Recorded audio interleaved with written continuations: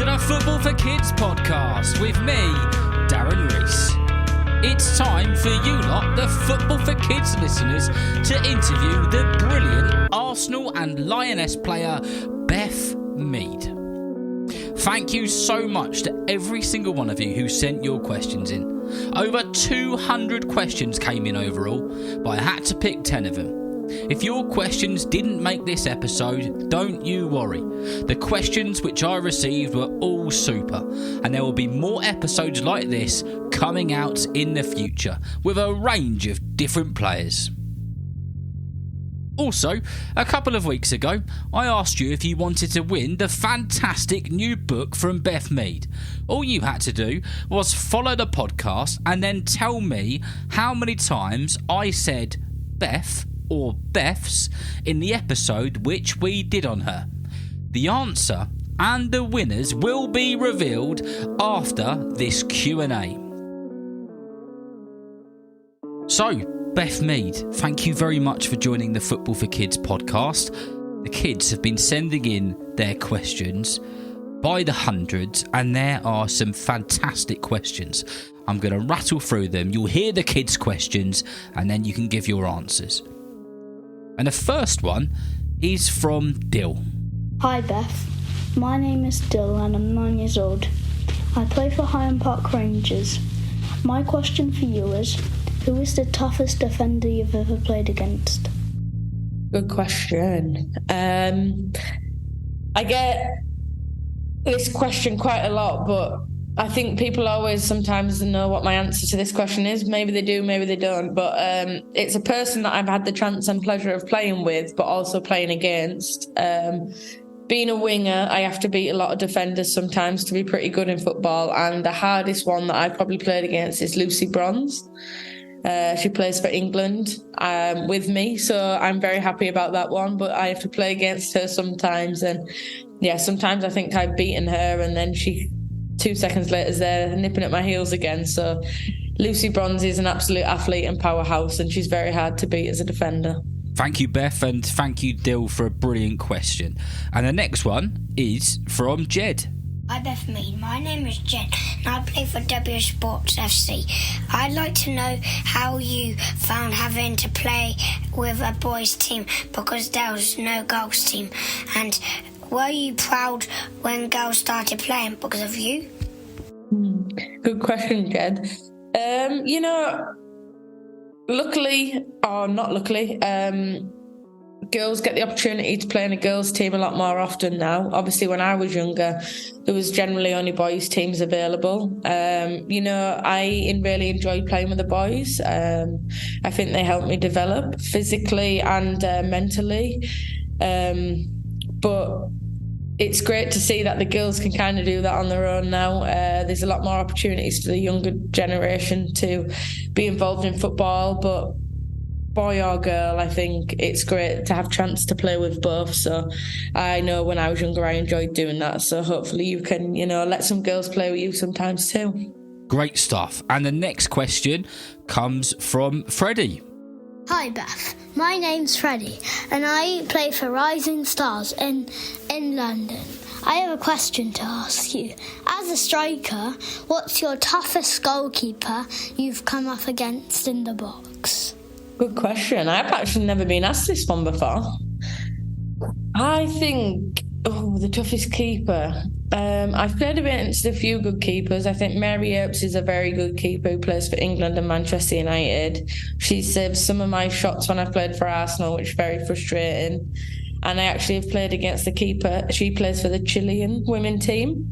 She plays for Lyon in France, called Christian Endler. She's probably known as one of the number one goalkeepers in the world right now, and she's very, very good in goal. Pretty hard to score past, so I actually managed to do that last season, so that means it was a good day for me. Brilliant. Well done, Freddie, and thank you, Beth. And the next one is from Ariana. Hi Beth, my name is Ariana. I play for Fleet Spurs and I'm 9. When I'm older, I want to play for Chelsea and England. My question is, what is it like playing for the Lionesses? Chelsea fan, not good. There, I think, is no better feeling than playing for the Lionesses. I think to be able to wear the England badge and the England shirt and represent my country, that feeling will never, ever get old. Obviously, last summer we won the Euros and made everyone in England very, very happy. So, yeah, that feeling is pretty incredible, and it's a huge honour to play for them. Brilliant. Thank you very much. And the next one is from Kai. Hi Beth, I'm Kai and I'm 6 years old. I play for Cobham Colts. And how fast do you have to be to play football really, really, really good? Oh, that's so cute. I mean, I wouldn't say I'm the fastest in the world as a footballer. I think I am okay. I think Lauren Hemp, who plays for the Lionesses, is pretty quick.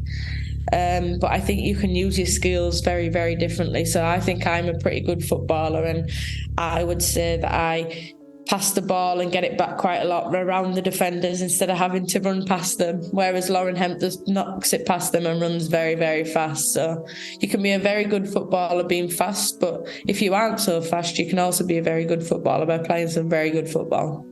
Super. And the next one is from Lois, who's got a question about tips and tricks and advice that you can give her for training. Hi Beth, my name's Lois and I play for Downton FC. My question is, what type of training would you recommend for me to do when I'm in the garden on my own trying to get better? I'm an outfield player and I play in a number of different positions, but I prefer to play down the wing. Very nice.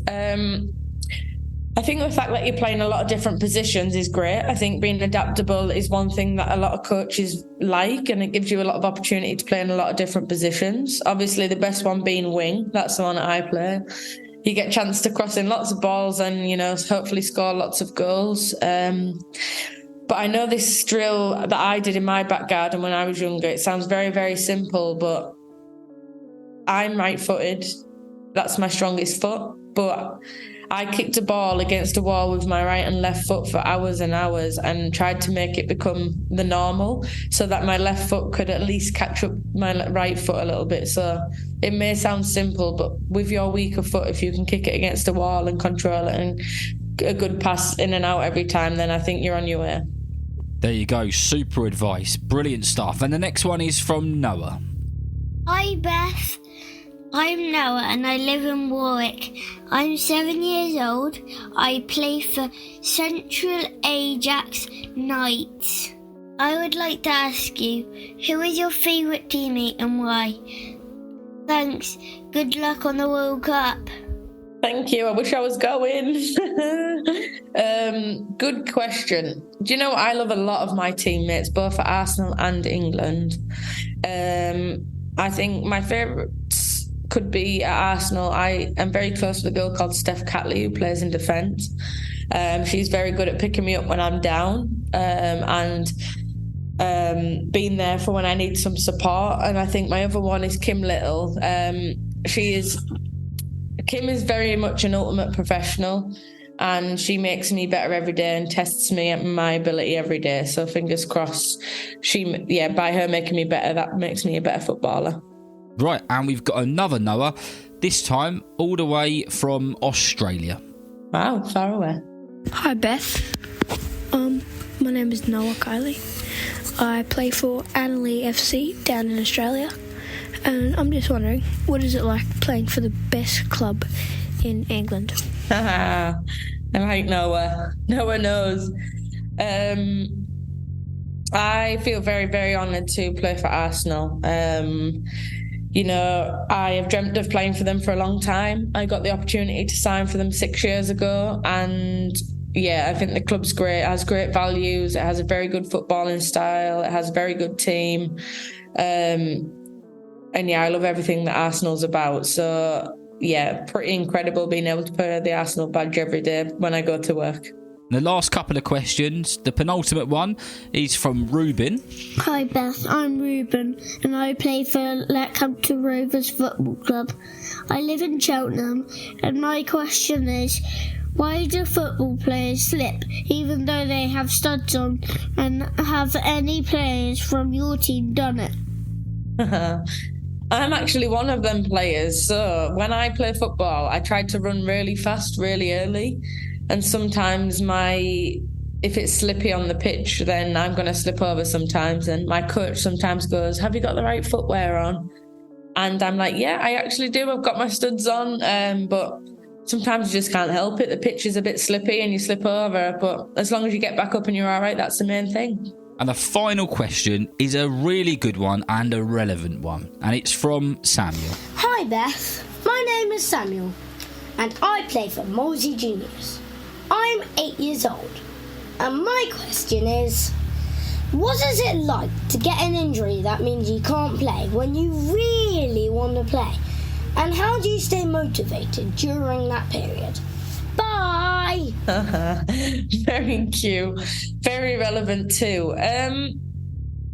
I've been quite lucky in my career that I've not had too many big injuries. Obviously, the one I have right now is a pretty long one, 9 months. I think being a professional athlete and sports person, unfortunately, it's part of the job sometimes. I think obviously I'm unfortunately going to miss the World Cup due to this injury, which makes it very hard to be happy and motivated all the time. But again, like I said in one of the questions earlier, I have good friends and teammates around me that, help me through them hard times, pick me up, give me a little bit of energy. And my motivation is to get back on the pitch and play some football again. So fingers crossed I do that very, very soon. And yeah, again, injury is part of sport, but if you bounce back, you can then have the opportunity to come back and be even better. Well, that's all the kids' questions. Thank you so much for answering those. I'm sure lots of the kids have learned a lot from your answers and will be even more inspired.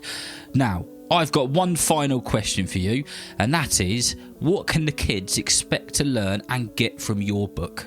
So my book is called Raw. It's a guide to dreaming big and finding the sport you love. I think, and I hope from the book, me growing up, I didn't have a book like this. I didn't have something to understand how to get into sport or what it would be like when you get into sport. And I think I loved sport growing up. I did lots and lots of different sport, and I tried to figure it out whether I liked sport where I was on my own, whether I liked a team sport.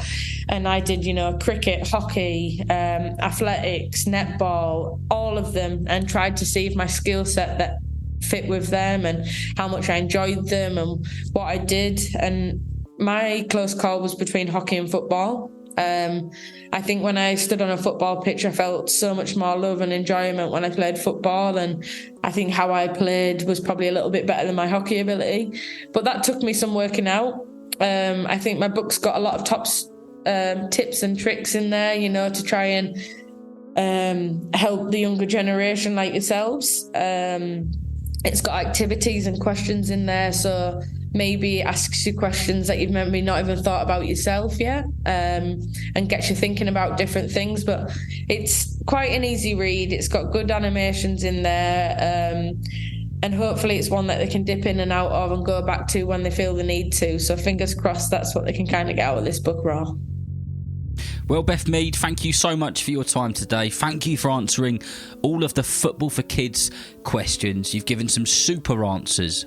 It's lovely to have you on the podcast.